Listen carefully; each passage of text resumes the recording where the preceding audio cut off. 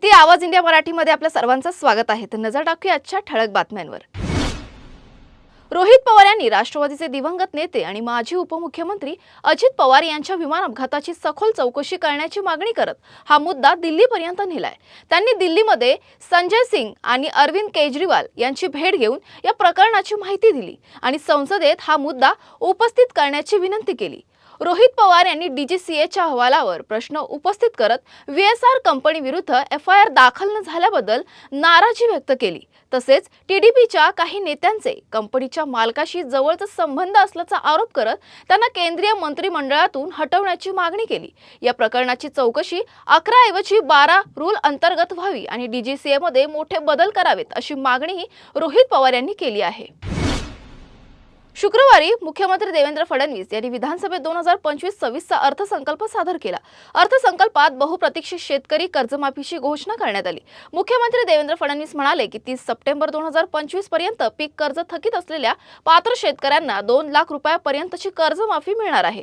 तसेच नियमित कर्जफेड करणाऱ्या शेतकऱ्यांना 50,000 रुपयांपर्यंत प्रोत्साहन लाभ देण्यात येईल।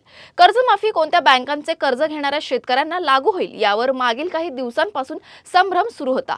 काही लोक म्हणतात की फक्त राष्ट्रीयकृत बँकेचे कर्ज माफ केले जाईल, तर काहींना असा विश्वास होता की जिल्हा किंवा सोसायटी बँकेचे कर्ज लागू होणार नाही। या चर्चेवर स्पष्टीकरण देताना मुख्यमंत्री फडणवीस म्हणाले, कुठलीही बँक असो ज्यांनी पीक कर्ज दिलेत त्या कोणत्याही बँकेचे कर्ज आम्ही माफ करू।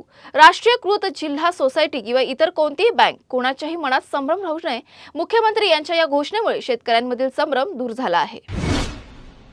ठाण्याजवळील मुंब्रा येथे पहाटे सुमारे 5 वाजता नदीम मोहिउद्दीन खान उर्फ बाबा खान यांच्या घराबाहेर गाडीवर गोळीबार करण्यात आला। याशिवाय हवेत 2 राऊंड फायरिंगही करण्यात आलं। नदीम खान हा सोशल मीडियावर सक्रिय असून त्याचे अनेक व्हिडिओ व्हायरल झालेत। या घटनेत 2 जण जखमी झाले असून त्यांना जवळच्या काळसेकर रुग्णालयात उपचारासाठी हलवण्यात आले। मुंब्रा पोलिसांनी शहाबाद उर्फ शंभू मुन्ना शमशाद कुरेशी याला अटक केली आहे, तर एक आरोपी अद्याप फरार आहे। पोलिसांनी आरोपींकडून 4 मॅगझिन ताब्यात घेतले असून घटनास्थळी बंदोबस्त ठेवला आहे। शहाबाद कुरेशीवर दिल्लीतील जाफराबाद परिसरातील 4 पोलीस ठाण्यांमध्ये विविध गुन्हे असून तो यापूर्वी तिहार तुरुंगातून 8 वर्ष शिक्षा भोगून आला आहे। मुंब्रा पोलीस या प्रकरणाचा तपास करतायत आणि बिश्नोई टोळीशी याचा काही संबंध आहे का याची चौकशी करतायत। आरोपींनी हा गोळीबार का केला हे तपासाचं मुख्य लक्ष असून परिस्थिती नियंत्रणात आहे।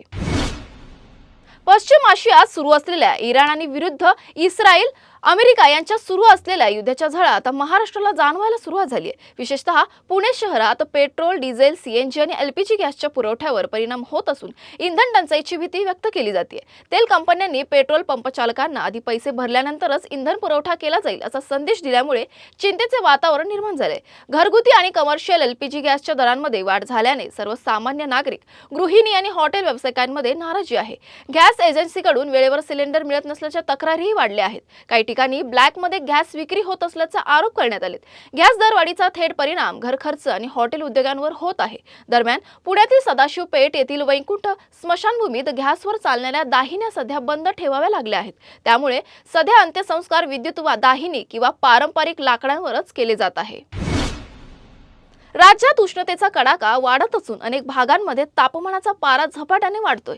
सध्या राज्यातील कमाल तापमान 36 अंश सेल्सिअसच्या पुढे गेलं असून काही ठिकाणी ते 40च्या उंबरठ्यावर पोहोचलंय। हवामान विभागाने पुढील 2 दिवस राज्यभर उष्णतेचा इशारा दिला असून काही जिल्ह्यांना येलो अलर्ट जारी करण्यात आलाय। मुंबई, पालघर, ठाणे आणि रायगड या जिल्ह्यांमध्ये पुढील 2 दिवस उष्ण आणि आर्द्र हवामान राहण्याची शक्यता व्यक्त करण्यात आली आहे। यामुळे या भागांसाठी हवामान खात्याने येलो अलर्ट दिला आहे। दरम्यान राज्यातील कमाल तापमान पुढील 2 दिवसात 2 ते 3 अंशांनी वाढण्याची शक्यता हवामान विभागाने वर्तवली आहे। विदर्भात उष्णतेचा प्रभाव अधिक जाणवणार असल्याचा अंदाज व्यक्त करण्यात आलाय। अकोला, अमरावती व वर्धा या जिल्ह्यांमध्ये पुढील 2 दिवस तापमान 40च्या पुढे जाण्याची शक्यता आहे। या जिल्ह्यांमध्ये तापमान सामान्यपेक्षा सुमारे 5 अंश सेल्सिअसने जास्त राहण्याचा अंदाज आहे। मध्य पूर्वेतील तणाव वाढला असून इराण, इस्रायल, अमेरिका संघर्षाचा परिणाम म्हणून दुबई आंतरराष्ट्रीय विमानतळावर आणि अल मक्तूम विमानतळावर ड्रोन हल्ला झाला। प्रारंभिक अहवालानुसार हा ड्रोन तेहरानमधून पाठवला गेला असावा। व्हिडिओमध्ये विमानतळावर जोरदार स्फोट आणि प्रचंड धूर पसरल्याचं दिसतंय। गेल्या आठवड्यातही इराणच्या हल्ल्यात विमानतळाच्या एका टर्मिनलला नुकसान झालं होतं। 4 कर्मचारी जखमी झाले होते। या पार्श्वभूमीवर दुबई सरकारने विमानतळावरील सर्व उड्डाणं तात्पुरती थांबवली आहेत। एमिरेट्स एअरलाइन्सने दुबईला येणारी येणारी आणि जाणारी सर्व उड्डाणं रद्द केली असून 28 फेब्रुवारी ते 31 मार्च दरम्यान बुकिंग असलेल्या प्रवाशांना रिफंड किंवा तारीख बदलण्याचा पर्याय दिला आहे. फ्लाईट रडारच्या माहितीनुसार इतर विमानांना 60 ते 90 मिनिटांचा विलंब होत आहे. याच वेळी जेबल अली बंदरावर ड्रोन किंवा क्षेपणास्त्रांचे अवशेष पडल्यामुळे आग लागली होती. या घटनांमुळे अमेरिका, इस्रायल आणि इराण यांच्यातील संघर्षाचा परिणाम अंतिमतः आखाती देशांवर आणि जागतिक हवाई वाहतूक यावर दिसून येतोय. प्रवाशांना सतर्क राहण्याचे आवाहन करण्यात आलं आहे. अहमदाबादच्या नरेंद्र मोदी स्टेडियममध्ये उद्या होणाऱ्या T20 वर्ल्ड कपच्या अंतिम सामन्यापूर्वी न्यूझीलंडचा कर्णधार मिचेल सँटनरने केलेले वक्तव्य भारतीय क्रीडाप्रेमींमध्ये चर्चेचा विषय ठरलंय. सँटनरने म्हटलंय की जेतेपद मिळवण्यासाठी न्यूझीलंड पूर्ण तयार आहे आणि कोणाचं मन दुखावलं तरी आम्हाला काहीही फरक पडत नाही. त्याच्या विधानामुळे भारतीय प्रेक्षकांची भावना दुखावली आहे.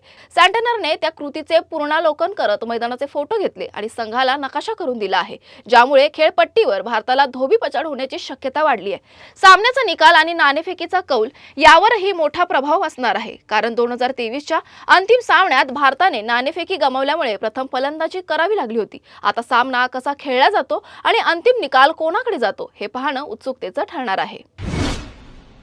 तुर्तास वेळ झाली इथे सामन्याची नवीन बातम्या बघण्यासाठी पाहत राहा आवाज इंडिया मराठी, शोध सत्याचा.